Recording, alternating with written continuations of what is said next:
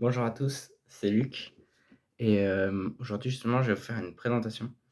Pourquoi beaucoup de gens n'arrivent pas à atteindre leur objectif et perso, j'en faisais partie et donc je vais vous donner mon expérience de personnellement comment j'ai fait pour m'améliorer et je vais aussi vous parler de quelques points que j'ai pas eu à faire parce que je les faisais déjà ou parce que, je n'ai pas eu besoin de les appliquer car ce n'était pas une tâche où je devais les appliquer. Déjà, il y a le fait de définir ce que c'est un objectif. Par exemple, il y a des gens, ils définissent que l'objectif, ça serait, par exemple, d'avoir un corps musclé, mais ça, c'est un objectif de résultat. Surtout quand on se veut fixer un objectif et qu'on veut se dépasser ou même s'améliorer dans un truc, souvent, faut se focaliser sur un objectif d'action. Hem et c'est là où, en fait, beaucoup de gens se perdent. Par exemple, un objectif d'action, ça serait, hem, faire par exemple, on n'arrive pas à faire une pompe, ce qui est possible, hein, ce qui est pas du tout une honte ou quoi que ce soit. Mais on n'arrive pas à faire une pompe. C'était mon cas il y a 2 ans. J'ai commencé à travailler régulièrement pour et au final, au bout d'un moment, j'ai pu même en faire beaucoup plus qu'1 et ça allait, quoi. Et il faut juste que l'objectif soit atteignable. C'est-à-dire que vous n'arrivez pas à faire une pompe, vous les faites sur les genoux, mais par contre, vous fixez pas de faire les meilleures pompes dans 2 mois, les meilleures pompes du monde, le plus grand nombre ou comme ça, dans 2 mois, quoi. C'est surtout ça, ça vient peu à peu. Et donc faut aussi avoir de la discipline, hein, pour atteindre des objectifs parce que si on se dit: «Ah putain, là je suis motivé, je vais faire maintenant».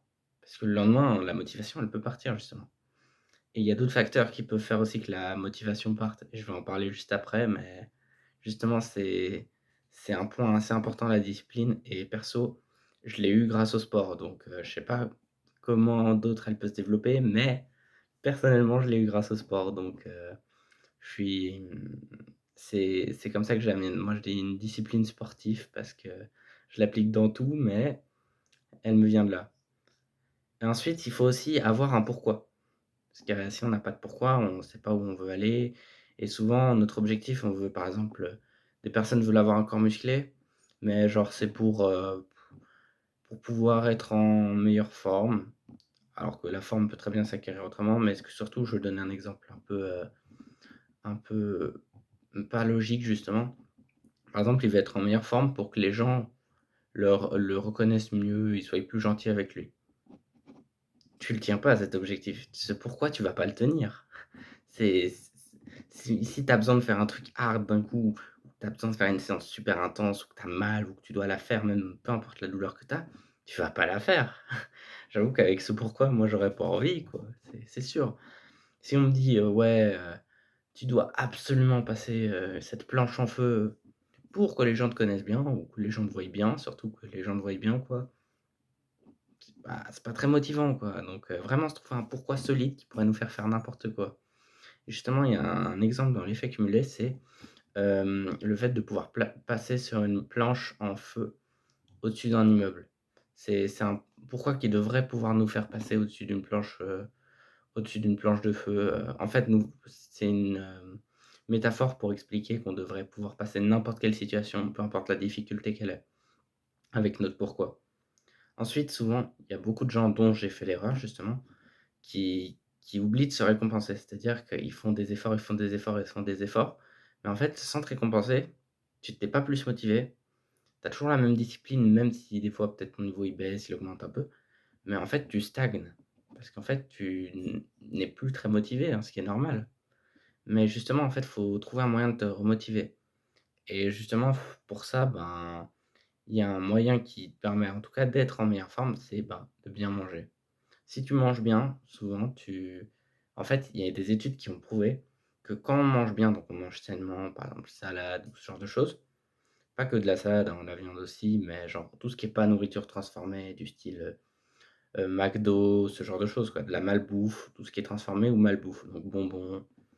En fait, on a plus de facilité à tomber en dépression quand on mange ce genre de choses aussi. Alors que quand on mange sainement, en fait, notre corps et notre esprit vont déjà mieux, ce qui est logique en soi et donc on peut plus facilement être en paix avec nous-mêmes et se sentir bien pour faire les choses qu'on doit faire. Donc manger sainement est important pour réussir son objectif. Ensuite, il faut vérifier les choses à améliorer. C'est-à-dire que quand on a un objectif, souvent, par exemple, moi, mon but, c'était de faire des pompes, Mais en fait, certes, j'arrivais à atteindre un bon nombre de pompes, mais en fait, le mouvement était dégueulasse. Genre, c'était des pompes, mais il était pas parfait le mouvement. Donc j'ai dû réadapter, réadapter, réadapter jusqu'à que ça soit bon et ça prend du temps. J'avoue que mais en fait, c'est surtout que au-delà de réadapter, il faut revoir.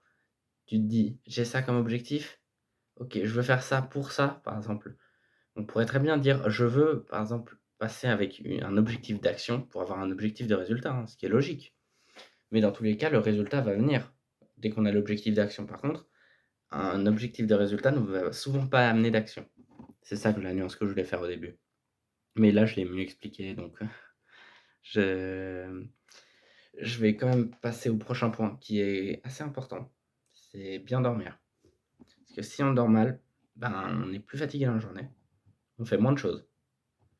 Donc on est plus fatigué, on fait encore moins de choses, et cetera, et cetera. Et souvent, quand on se couche à une heure, par exemple, moi j'étais comme ça, hein, pendant très longtemps, c'est-à-dire du moment que je me fixais pas d'heure de coucher, pas d'heure de réveil, je me disais: Ouais, ça va, je commence à être fatigué». Genre il était à l'époque, il était 22 heures. Je me disais: «Ouais, je vais me coucher maintenant», tout ça, donc je me couche. Le lendemain, je me réveille à 5h30. Je suis fatigué, j'ai la tête dans le cul, je me dis: «Ah, ce soir, je vais me recoucher plus tôt», parce que c'était trop tard. Finalement, je me suis pas recouché du tout plus tôt. Je me suis recouché à la même heure, voire plus tard. Donc c'est pas bon du tout ça. Et aussi justement, c'est souvent le problème, c'est que si on se connaît pas bien, ben, voilà quoi. Faut aussi apprendre à se connaître, c'est un des points assez importants à améliorer. C'est personnellement, c'est un truc que je mettrais en priorité parce que du moment qu'on se connaît, par exemple, on sait que telle chose va nous faire faire telle action. Par exemple, un de nos objectifs d'action, ça serait de pas fumer pendant 5 jours. Et on sait que en fait, c'est pas le stress, mais c'est le fait, par exemple, de voir une clope ou de mettre la main dans sa poche et de sentir une clope qui nous donne l'envie de fumer. Bah, le truc, ça serait de s'enlever et pour ça, il faut bien se connaître. C'est souvent en se connaissant bien qu'on arrive à faire de meilleures choses. Même on arrive à réussir, quoi, c'est tout. Et aussi justement, à part ça, je trouve que c'est des points assez importants et qu'il faudrait plutôt bien appliquer parce que si, par exemple, on on en saute un ou 2, ça peut aller encore, en fait, c'est vraiment le récap de tout ce qu'il faut faire pour optimiser la réussite d'un objectif.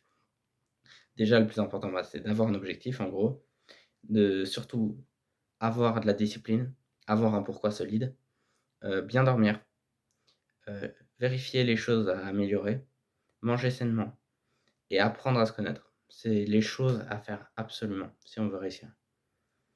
Bon, moi je vous laisse. J'espère avoir pu vous aider à réussir vos objectifs. C'était Luc. Ciao.